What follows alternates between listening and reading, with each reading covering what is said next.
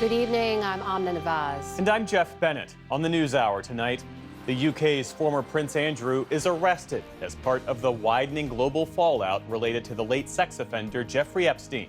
It puts a real spotlight on the process of the Epstein investigation, and it raises questions about what is happening in the UK compared to what's happening in the US. Nations pledge billions of dollars to President Trump's so-called Board of Peace that promises to rebuild war-torn Gaza. South Korea's former president is handed a life sentence for imposing martial law. And we have come too far to turn around. a new album from singer-songwriter Lucinda Williams harkens back to an earlier era of protest songs.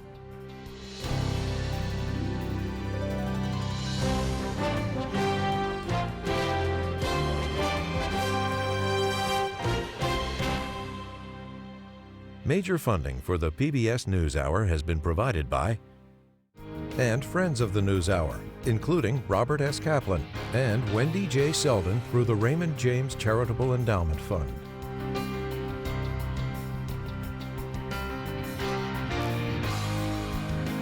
And with the ongoing support of these individuals and institutions.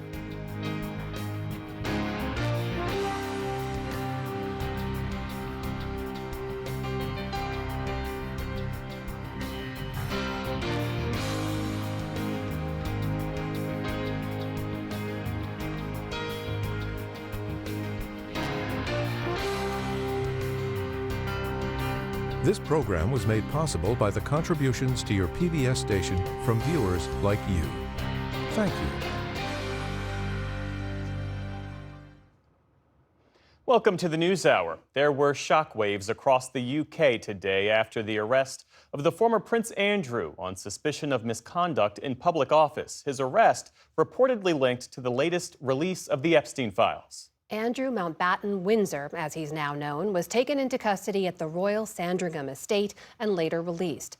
An arrest of this magnitude involving the sibling of a reigning monarch has no precedent in modern British history. We begin our coverage tonight with this report from correspondent Chris Shipp and our partners at ITV News. At breakfast time, a number of unmarked police cars arrived unannounced, their task to arrest the younger brother of King Charles. Today is Andrew Mountbatten Windsor's birthday. He has spent most of it in police custody, answering questions.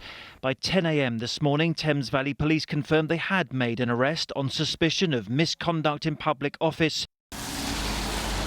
At Royal Lodge in Windsor, where Andrew had been living until the start of this month, black vans were filmed entering the grounds earlier today. At midday, the first response from Buckingham Palace, and the statement was signed Charles R., meaning this was from the King himself. He spoke of how he had learned with the deepest concern of his brother's arrest and insisted a full, fair and proper process should follow in terms of the investigation. The King repeated he was ready to fully cooperate with the police, and then in the starkest way possible he wrote, "Let me state clearly, the law must take its course." And this afternoon, just as he pledged he would, the King continued with his public engagements. Do you have any reaction to the arrest of your brother, sir? Your Majesty, how are you feeling after your brother's arrest? Today's diary did not change, but the questions on his arrival did. Have you spoken to your brother, Your Majesty? He had all his senior staff with him. He knows, just as they know, what a precarious moment this is. As for another of Queen Elizabeth's children, Princess Anne, her diary today included a visit to a prison. She didn't cancel it. What's your reaction to your brother's arrest, Your Royal Highness? So why did police launch a criminal investigation? It followed an assessment of the most recently released Epstein files made public by the US Department of Justice. Those files appeared to show emails from the then Prince Andrew to Jeffrey Epstein at around the time they were photographed in Central Park in New York. Police are investigating if confidential papers about business opportunities were shared by the then Prince and if that amounts to misconduct in public office. At the time, Andrew was a trade ambassador on behalf of the British government, a role which would have given him access to sensitive and confidential documents. The arrest is not connected to claims made by Andrew's accuser, the late Virginia Giuffre. Nor was it the result of new claims a woman was trafficked to Andrew for sex in 2010. Police are still assessing those. The Prime Minister, speaking before today's arrest, said once again, whatever information Andrew has should be shared. Whether it's Andrew or anybody else, anybody who's got relevant information should come forward to whatever the relevant body is. In this particular case, we're talking about Epstein, but there are plenty of other cases. It is anybody who's got information relating to any aspect of violence against women and girls has, in my view, a duty to come forward, whoever they are. And after the arrest, this response from the Foreign Secretary speaking to ITV News in New York. There is a police investigation underway, and it is immensely important that that investigation can take its course. As the Prime Minister has said, no one is above the law. The King was not told of his brother's arrest before it happened. This is a seismic moment for monarchy. King Charles said today his family will continue in our duty and service to you all. Our thanks to Chris Shipp of ITV News for that report. President Trump, meanwhile, is himself facing ongoing questions about the Epstein files. He spoke about Andrew's arrest on his way to Georgia this afternoon. I think it's a shame. I think it's very sad. I think it's so bad for the royal family. It's a very, very sad. To me, it's a very sad thing. For more on the fallout in the United Kingdom, I spoke earlier today with BBC Studios special correspondent Caddy Kay. Caddy Kay, welcome back to the NewsHour. Thank you for joining us. Thank you for having me, Amna. So this moment, the arrest of the brother of a monarch, just how extraordinary and unprecedented a moment is this? Look, we've known for a while that Andrew had this shadow over him. He'd lost his titles. He'd been alienated by the royal family. He wasn't showing up to Christmas events and holiday events. He didn't appear in any of the family photographs anymore. So we knew that there was this cloud over Andrew. And yet I think despite that, I can't tell you how stunned people were in the UK. I've been getting texts from people in the UK all day saying, this is front page news. Is it front page news in the United States? Which clearly it is. And it's because it is unprecedented. You have to go back to 1647 for a monarch to be arrested like this in the United Kingdom. And I think there's now, of course, it begs a lot of questions about the royal family. It puts a real spotlight on the process of the Epstein investigation. And it raises questions about what is happening in the UK compared to what's happening in the US. But yes, everybody's stunned. And the reaction that we saw from King Charles himself, right, basically stepping in and saying the law has to take its course now on the investigation. Was that a surprise? So what's unusual about that, and it's something that may not have been picked up here, is that he signed it himself. That statement is signed by Charles R. Normally statements like that, Amna, come from Buckingham Palace or the palace. It's very unusual for the monarch to put their own name after a statement. And I think it was a sign that the king was trying to show the British public that he is fully supportive of this investigation, wherever it may lead. Now, he's already said that in public, but the fact that he came out and he made that statement about how the law has to take its course, I think shows how desperate the royal family is to say, this is Andrew's issue. This is not about the rest of the British royal family, because this could be a huge body blow to them. So they have to try to make this, if they can, they have to try to show the British public they're supporting the investigation. This is about one individual, one bad apple. It's not about the king, and it's not about William and Catherine. And I want to underscore here something. This is not related to the allegations that were made by the late Virginia Giuffre, who said she was trafficked by Jeffrey Epstein to Britain and had sex with Andrew when she was a teenager years ago. Andrew has consistently denied any wrongdoing there, and Giuffre died by suicide last year. But her family today did praise the arrest. They said, today our broken hearts have been lifted at the news. No one is above the law, not even royalty. Caddy, on those allegations, is that something that people in Britain want to see investigated further? Ever since Andrew, that disastrous interview with the BBC in which he failed to express any sympathy for the survivors of Jeffrey Epstein, that's been when he started to be shunned by Royal Society and shunned in public life.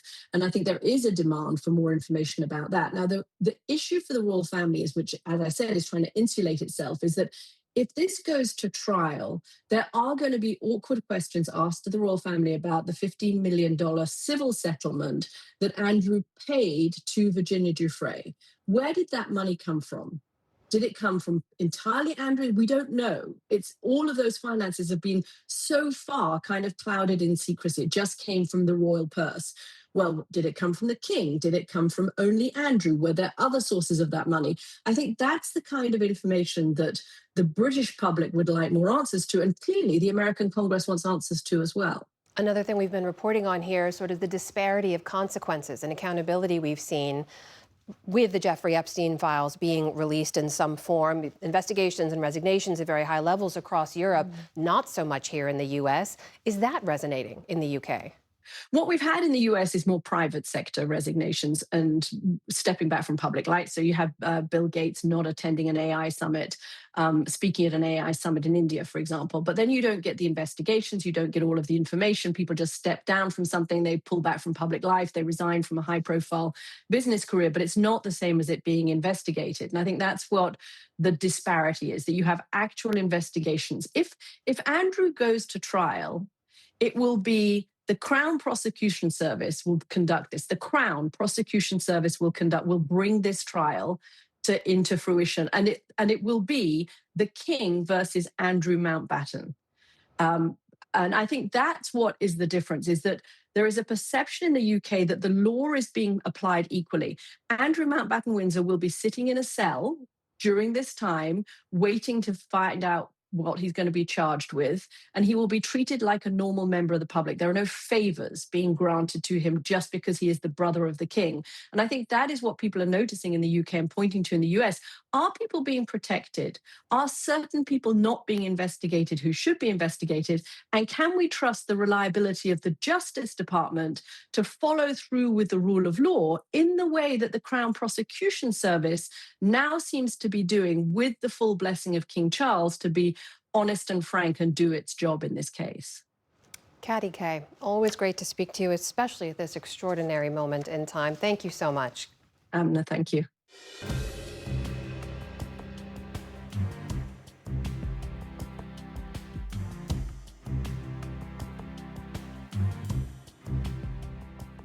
In the day's other headlines, President Donald Trump convened the inaugural meeting of his newly formed Board of Peace at the U.S. Institute of Peace headquarters today, a building that now bears his name. The focus was Gaza, where a fragile ceasefire between Israel and Hamas is still holding, though tensions remain high. The president announced billions of dollars in reconstruction pledges from the U.S. and other nations, outlining an ambitious plan to rebuild Gaza.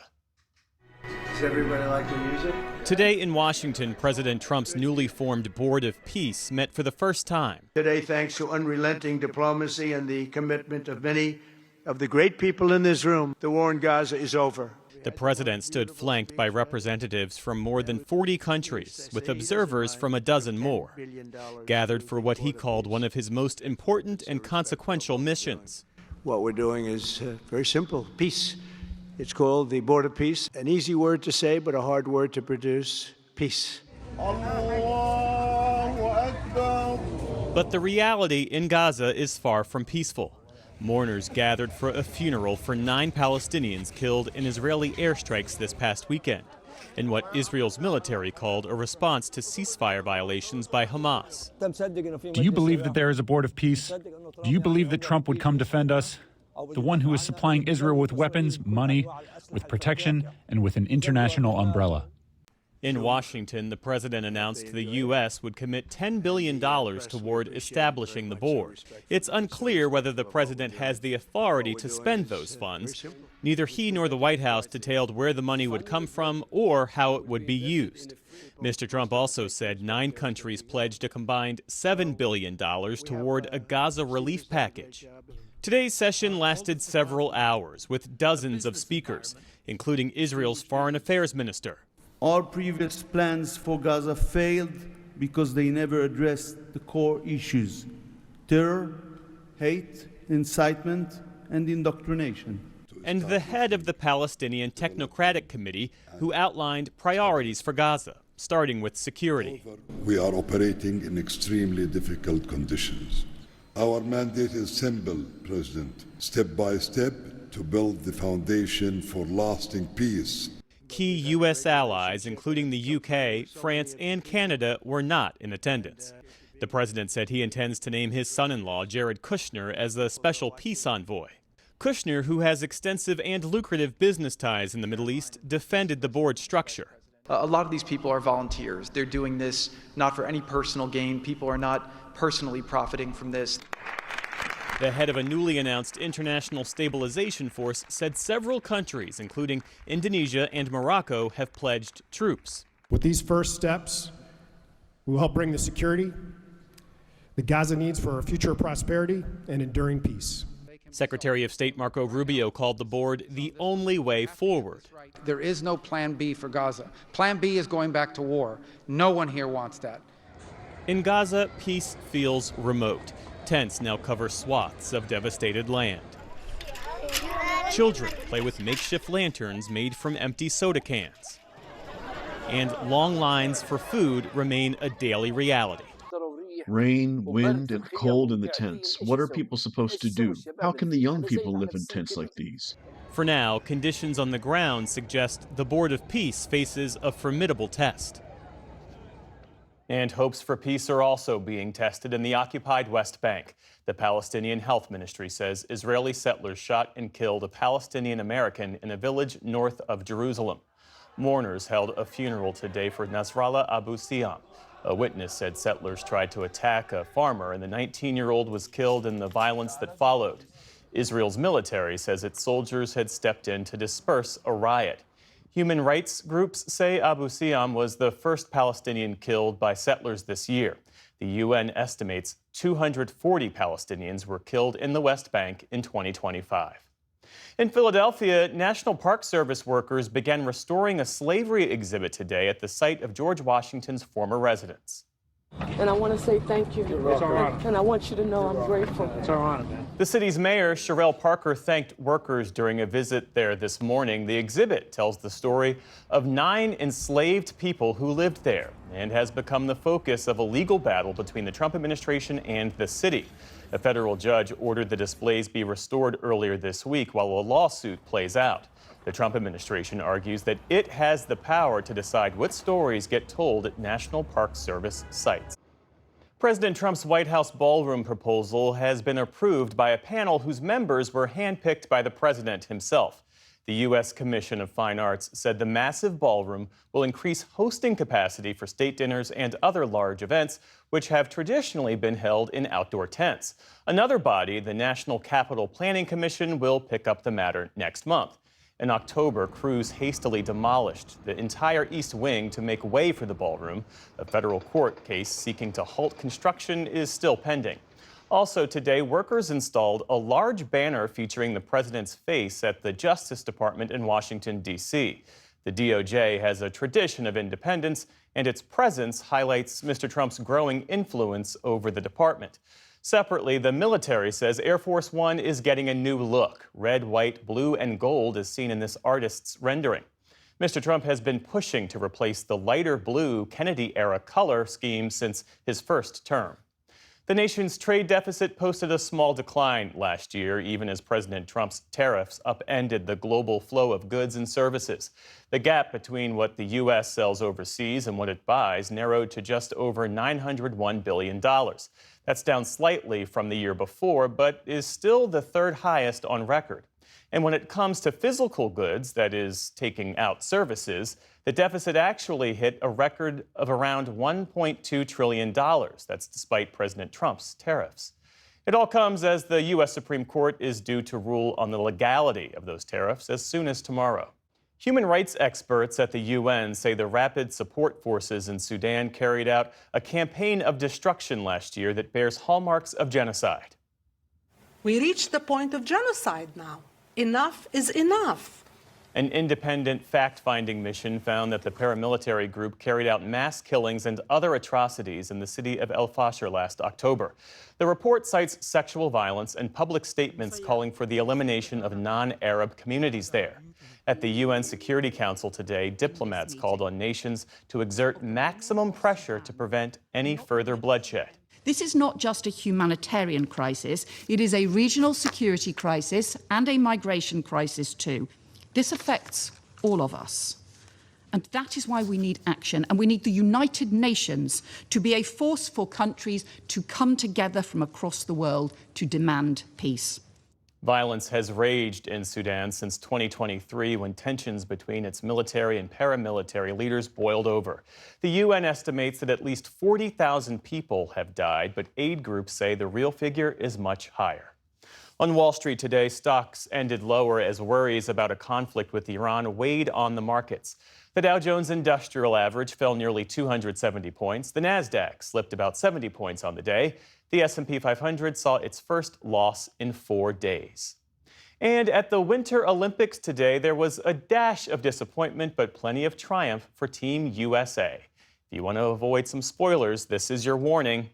Skating star Jordan Stoltz came up short in his bid for a third gold medal of the Games, settling for silver in the 1,500-meter speed skate. But in women's figure skating, Alyssa Liu won the first gold medal for the U.S. in more than 2 decades. And Team USA women's hockey came up big when it counted, beating arch-rival Canada 2-1 in an overtime thriller. That helped bring the U.S. into second place in the overall medal count with 27 behind Norway.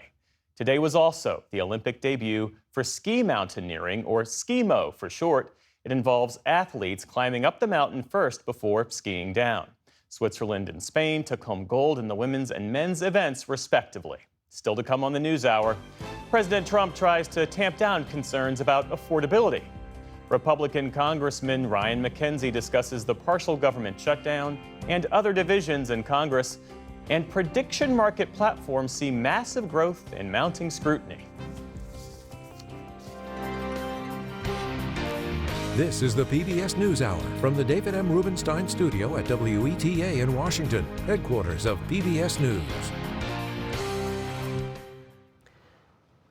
In South Korea, a court sentenced former President Yoon Suk-yeol to life in prison after it found him guilty of leading an insurrection. While it is a dark mark for the country, some argue it's a bright spot for its young democracy.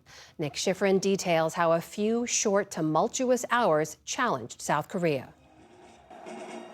Today in Seoul, they watched and cheered as if it were a play-by-play, a judge making the final call on the sentencing of former President Yoon Suk-yeol. And after Yoon's fate was sealed, his critics celebrated. I was watching the martial law, which is something I'd only seen in history books, unfold in real time. I hoped for a harsher punishment so that history wouldn't repeat itself. His supporters were left shocked. Watching what appears to be a collapse of rule of law today, I am compelled to question whether we should proceed with an appeal or continue to participate in these criminal proceedings at all.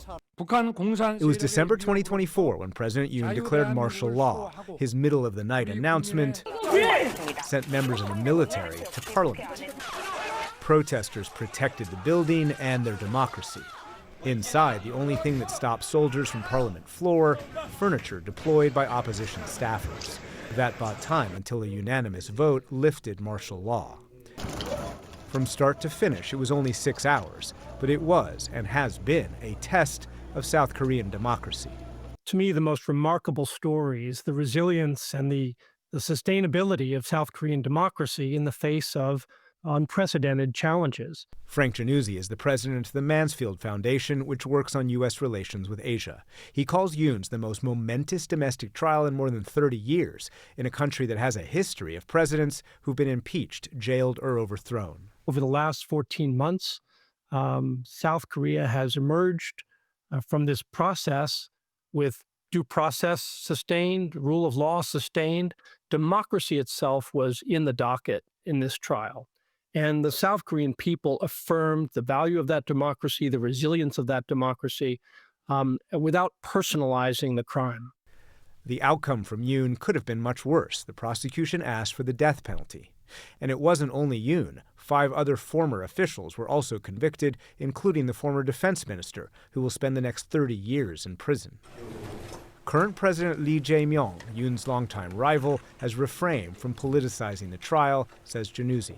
This allowed him to cool down the temperature a bit and also allowed him to focus really on where he needed to focus, which was his foreign policy priorities, sustaining an outreach to Japan and reassuring the United States that South Korea would be a loyal, faithful ally. Over the past year, South Korea has faced pressure over trade and promised to increase defense spending. It's been a balancing act for a democracy that has now sent a former president to prison for life. For the PBS NewsHour, I'm Nick Schifrin.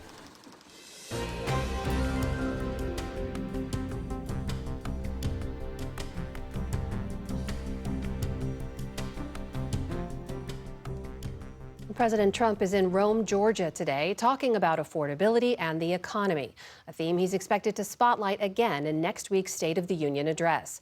Our White House correspondent Liz Landers has more on this and joins us now. So Liz, as you've been reporting, the president has been frustrated. He's not getting enough credit when it comes to the economy. That's why he went to Georgia to talk about this. What did he say?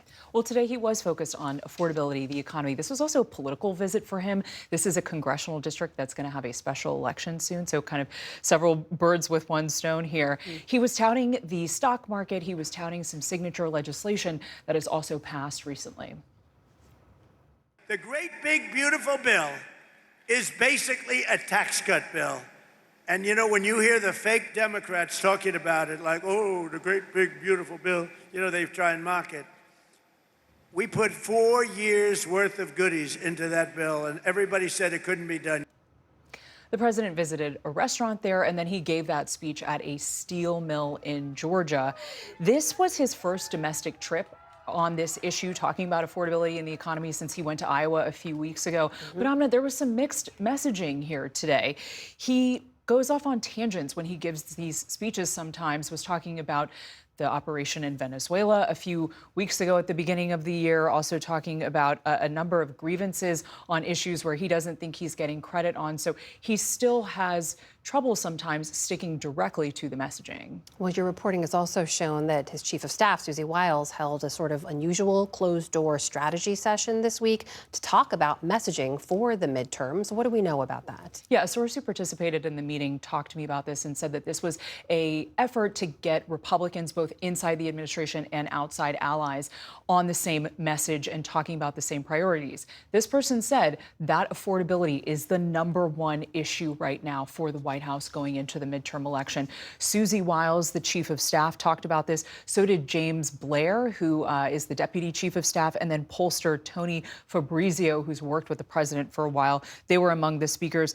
And this Republican said that, look, these issues like affordability on energy prices, on housing, on healthcare, fuel prices, and groceries, those are sort of the main tenets that they're focused on right now. And this person said, the president has now been in office for more than a year, and there are only so many things that he, the president, can blame Biden, his predecessor, on at this point, and recognizing that they need to get out there and sell their affordability message to the American public right now. And so this was about that kind of coordination, and also, Amna, I'd add, getting cabinet members out on not the campaign trail per se, but across the country touting these messages. At the same time, we know Democrats have also sort of landed on affordability as one of their primary messages going into the midterms. What do we know about how effective that'll be?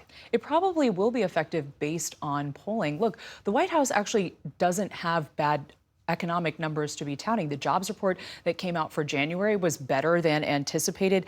Gas prices are dropping in some parts of the country. In Georgia, I was looking at the average price of gas there is $2.71 per AAA, which is lower than it has been in the last year. The average Georgia resident is also going to save more than $3,000 on their taxes this year from that signature tax bill that passed. That's according to the conservative-leaning Tax Foundation. But when you look at the poll numbers of what Americans are actually feeling, Fox News had a poll, found that 59% of Americans disapprove of President Trump's job handling on the economy. 68% say that he's not spending enough time on the economy. So going back to that sort of dual messaging that the White House is dealing with between foreign policy and also domestic issues. Meanwhile, we should underscore it's February. Yes. We're talking about strategy sessions for messaging around the midterms in November at the White House. Why? Why is it such a concern for them? Because the margins are so slim in Congress. Right now, the Republicans only have a 4-seat majority in the House. And historically, a president loses the midterm elections. President Trump experienced that in 2018. Republicans lost 40 House seats in that election, and that also gave Democrats the power to then set into motion some of those impeachment trials, which we know President Trump is already thinking about. He has said in a few speeches recently to Republicans that you've got to win the midterms, because if we don't win the midterms, it's going to be, they're going to find a reason to impeach me. So we know that this is sort of a concern of President Trump's right now. And also, if Democrats win control, they can do a number of other things. They could stall other kinds of legislative priorities for the White House and also investigate the Trump administration. It's our White House correspondent, Liz Landers. Liz, thank you. Of course.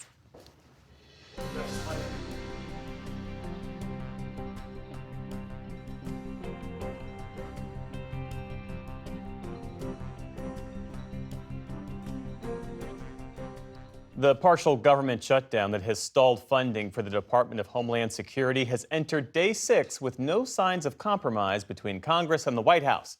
The shutdown started last week after congressional Democrats pushed for reforms of the Trump administration's immigration enforcement efforts. Our Lisa Desjardins has more on the funding fight. Both the House and the Senate are out of town this week, but what they've heard from constituents at home will matter when they return on Monday. One key swing vote belongs to freshman Republican Ryan McKenzie. He represents Pennsylvania's 7th district, bordering New Jersey. It includes the Lehigh Valley and the city of Allentown, and he joins me now. Congressman, ICE is a major issue in your district.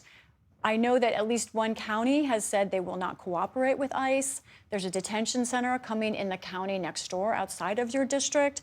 But I want to start with you. How do you see this immigration crackdown? Do you support it?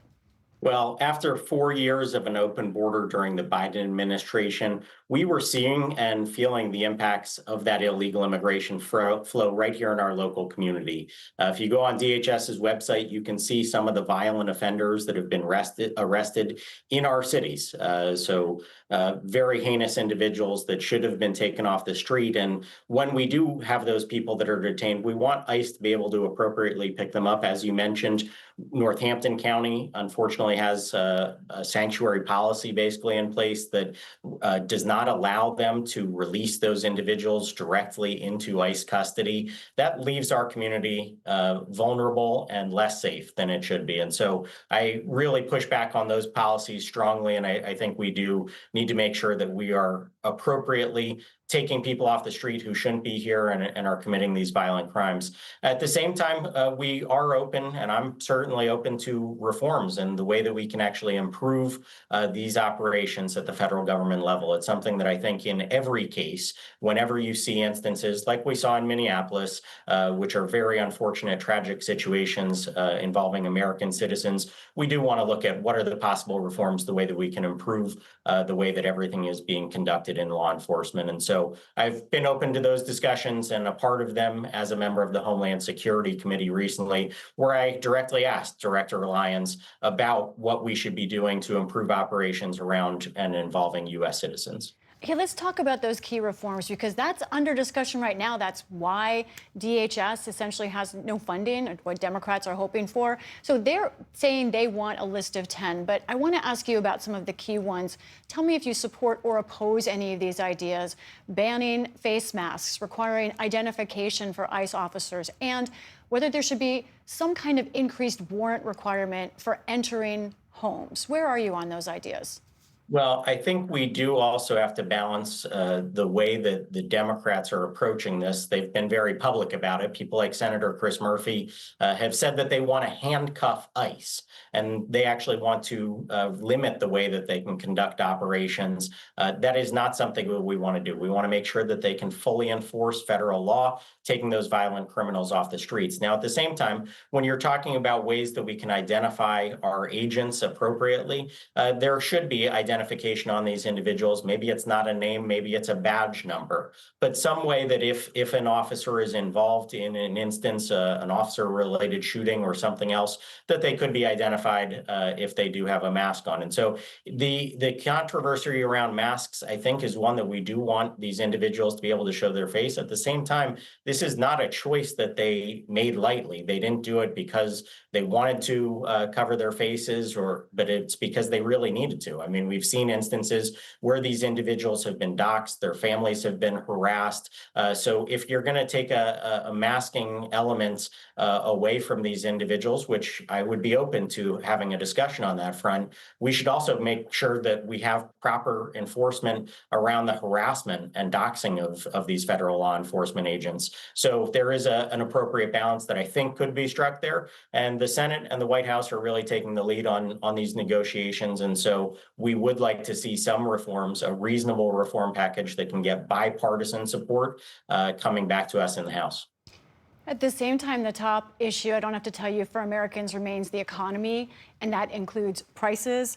I looked at the largest grocery store in your district, which I think is the Giant store in Allentown, and checked their prices.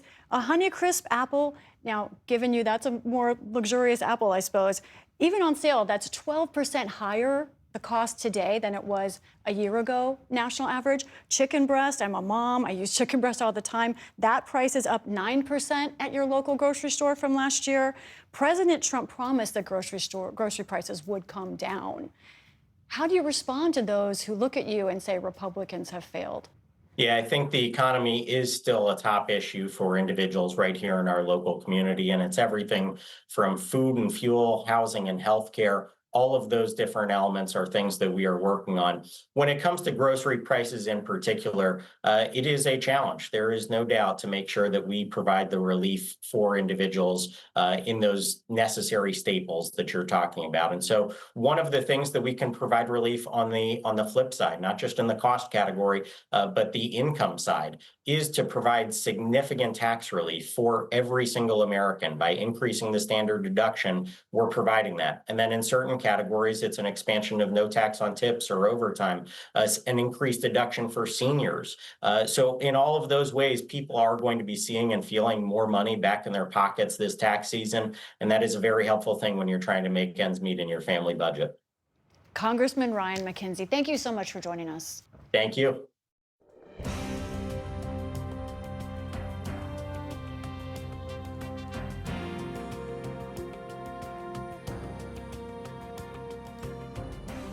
Platforms that let you bet on the outcomes of future events have seen explosive growth recently.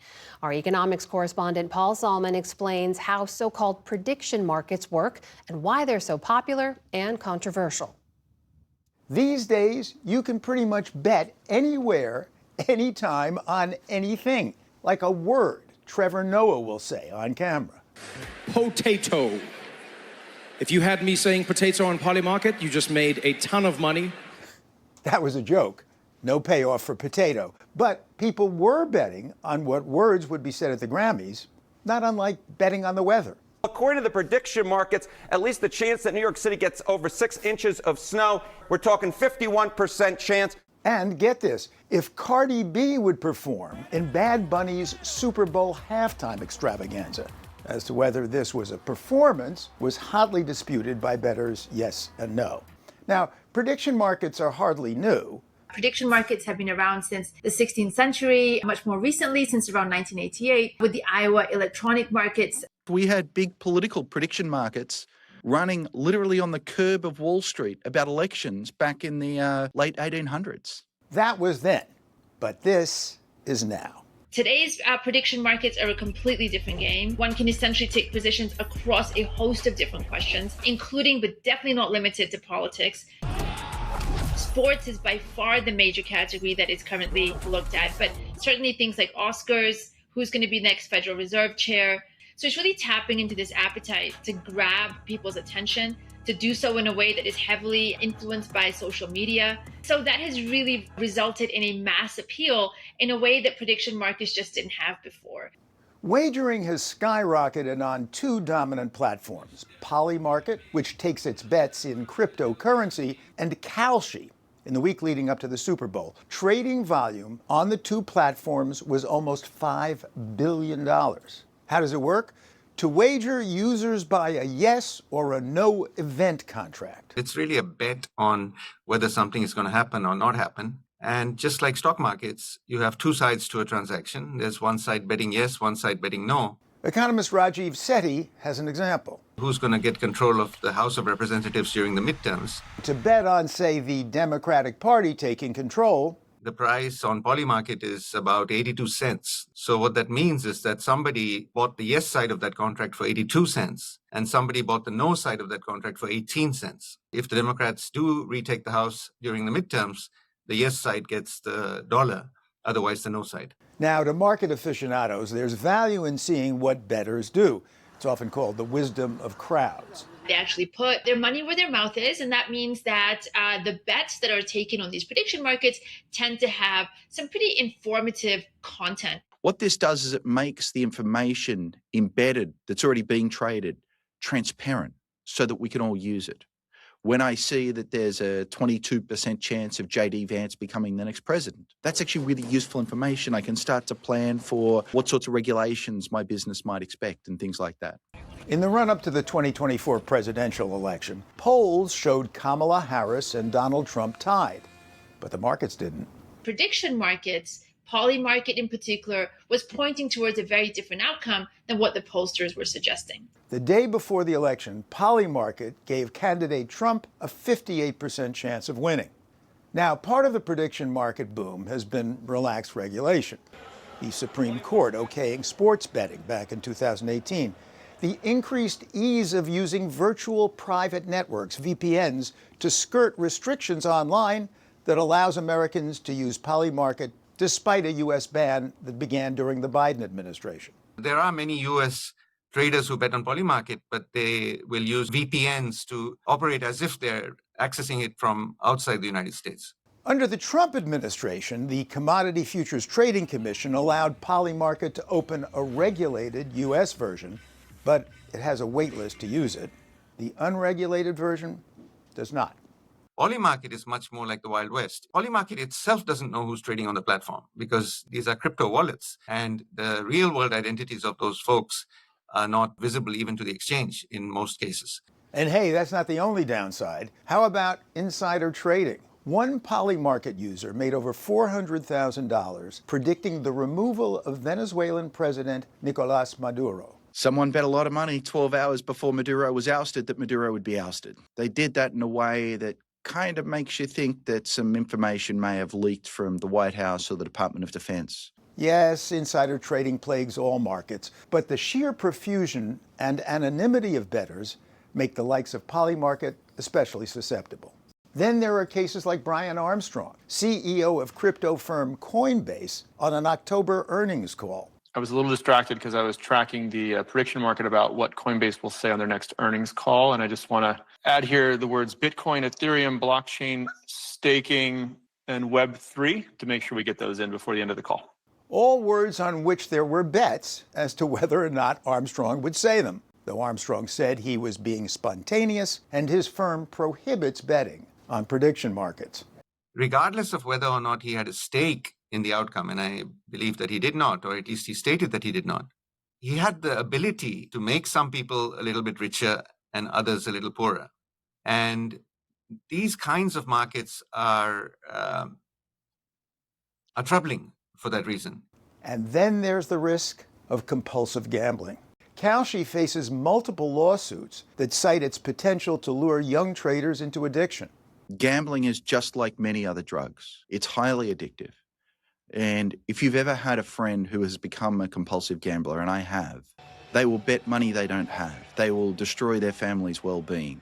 Of course, gambling addiction has been a problem for eons, but digital prediction markets, well, up the ante. Given the fact that we all carry around a little screen that is a bookie in our pocket, you no longer need to walk to the corner. Which means that prediction markets are a serious challenge for regulators. Questions with respect to consumer protection are going to be front and center. What kind of disclosures will be given to people? Will there be limits on how much they can put into various markets? What about insider trading?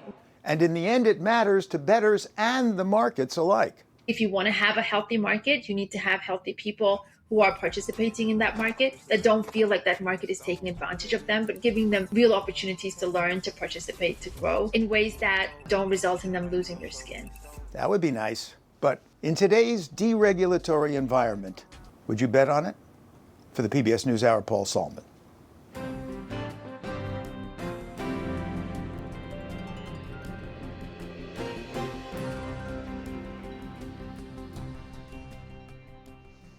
Lucinda Williams has been making music for decades. Now she's out with a new album and embarking on a 20-city tour across Europe and the U.S. In it, she's speaking and singing to this moment, calling it a battle cry, finding grit and grace in a world on edge.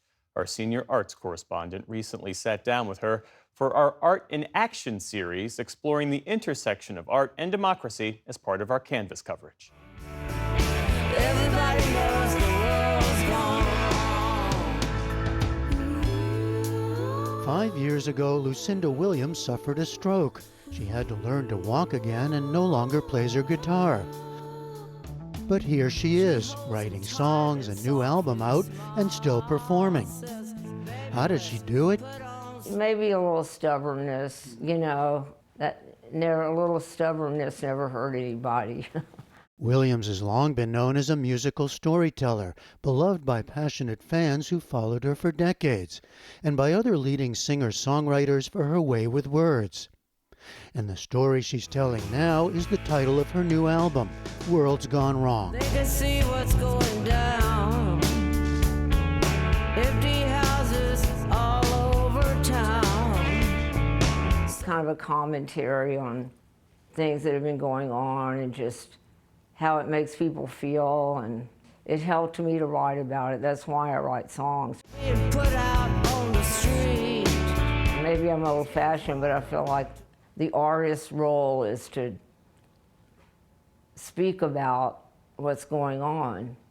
Williams' story goes back to a peripatetic childhood, most of it in towns throughout the South, as her father, the poet Miller Williams, moved the family from place to place for university teaching posts. They will not forget. He would gain his biggest audience reading a poem written for Bill Clinton's second inauguration in 1997.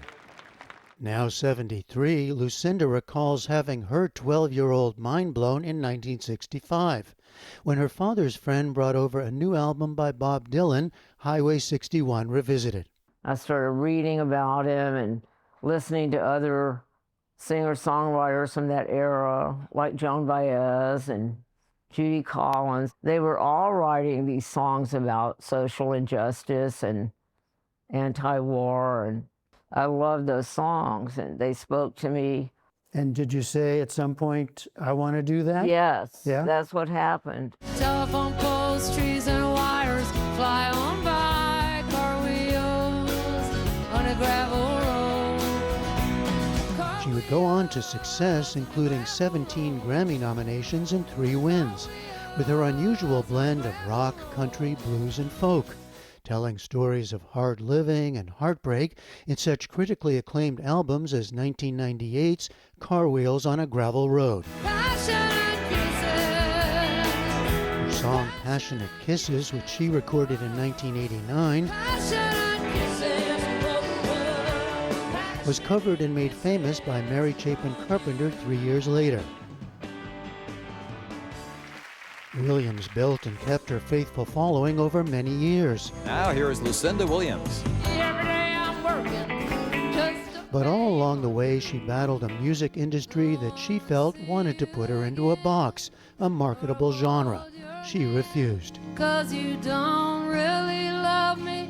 I just didn't think in those terms. They described it like I fell in the cracks between country and rock. Because they have to have a market for you. Yeah. Because it's a business. That's why they call it the music business. We are here to bear witness to this monstrous sickness. We have come too far to turn around. Hers is a story of perseverance and resilience. And more recently, she's felt caught up in the times, angry at actions by the Trump administration, responding through songs she hopes harken back to an earlier era of 1960s protest music. One is called We've Come Too Far to Turn Around. When I was writing that, I was thinking a lot about songs like We Shall Overcome. That's a very powerful feeling, to stand with a whole bunch of people, like-minded people, singing songs like that. I wanted to feel that again. You know, if you watch the news on TV or read the newspaper, there's something every day that's, you know, upsetting. Well, people have different ways of responding to that. They're not responding enough, I don't think. You don't think so? What I'd like to see would be more marching, more demonstrations, and all of that. You know, just speaking out more. On the new album, she collaborates with renowned figures like Norah Jones. The two played together recently on Jones' podcast. From the city of Atlanta to Birmingham, Alabama, we have come too far to turn around. Mavis Staples joined on a cover of Bob Marley's So Much Trouble in the World. So much trouble in the world. As for Williams' personal story of resilience, she continues to deal with the aftermath of her stroke, when everything she says went haywire. All the fruits of my labor. She told us of promising new therapy she's undergoing that's helping with what she calls her brain fog. That's probably been the hardest part. Yeah.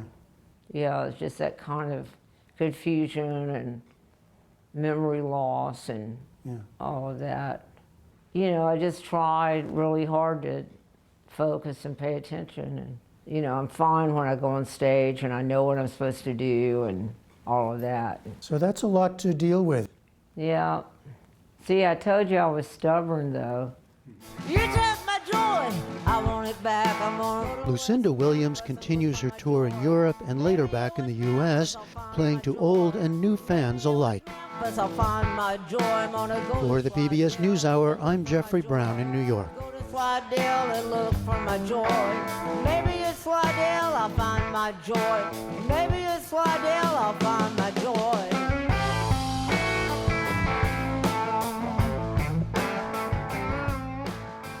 Well, tonight, for our brief but spectacular series, journalist and podcast host Naima Reza shares what she's learning by asking the questions we all secretly wonder about. Her new podcast, called Smart Girl, Dumb Questions, is all about embracing curiosity. So curiosity is one of these skills that I think we have in spades as children, and we actually continue to have it as adults, but we're like closeted curious people. And instead of asking the question out loud, we're like underneath the table, like, is Taleggio a cheese or a sex act? What actually happened in Ireland? Why is that a good metaphor? I feel like I grew up my whole life not knowing things. You know, I'm Pakistani, I was born in the United States, but I grew up in Asia and Africa, and so I was constantly moving as a result of my father's work at the World Bank. And I was always in cultures where I didn't know stuff. And because I was an outsider, I had the ability to ask questions. Smart Girl, Dumb Questions is a new podcast that's about asking the questions we all want to know the answers to. A dumb question I have that I want to figure out on the show is this shift of gender roles. How much of this is feminism and how much of it is about working more, buying more, being kind of an economic guzzler? I, for example, feel a lot of pressure to have a bigger career because I don't yet have kids. Or I know women who are really kind of finding they need to explain away the fact that they don't have a career because they're at home watching their kids. This expectation of like, you need to want to have it all is absolutely wrong. What my parents instilled in me at a young age was a ton of confidence that has lasted me a lifetime. My father, Aftab Braza, he unfortunately passed away a few years ago. One regret I have of not listening to my father while he was around was the kind of importance of showing up. If it was like a third cousin, once removed, kids, family friend, he would know about them and want to know about them. When I went to study in California, my father's like, you gotta call your cousin who's out there. And I'm like, Dad, no kid in their 20s has time for these relationships. When my father passed away, it was all of these people that showed up. What that showed me is that we live in a world where we talk a lot about boundaries and, you know, protecting self-care. But I think sometimes we don't talk enough about kind of care of others in our community. And that's a lesson that I learned the hard way through my father's passing. So I've been a journalist now for 6 years. I've been a video journalist at the New York Times opinion section, a podcast executive producer / editor at Sway at the New York Times, and on with Kara Swisher. I realized that I wanted to use my own voice more, and now it's very exciting because I get to ask whatever I want to ask and be as smart or dumb as I hope to be on a given day. I'm Naeema Raza. I'm here for this episode of Long But Unremarkable. How dare you? My name's Naeema Raza, and this is my brief but spectacular take on Smart Girl Dumb Questions. And you can watch more brief but spectacular videos online at pbs.org/newshour/brief. And join us again back here tomorrow night for the analysis of the week's news from David Brooks and Jonathan Capehart. And that is the NewsHour for tonight. I'm Amna Nawaz. And I'm Jeff Bennett. For all of us here at the NewsHour, thanks for spending part of your evening with us. Major funding for the PBS NewsHour has been provided by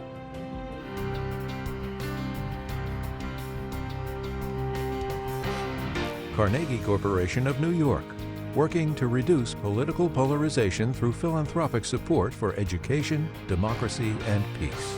More information at carnegie.org. And with the ongoing support of these individuals and institutions. And friends of the NewsHour, including Leonard and Norma Chlorfine, and the Judy and Peter Bloom Kovler Foundation. And with the ongoing support of these institutions.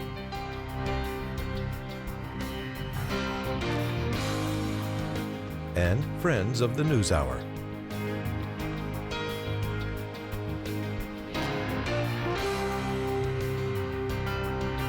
This program was made possible by the contributions to your PBS station from viewers like you. Thank you.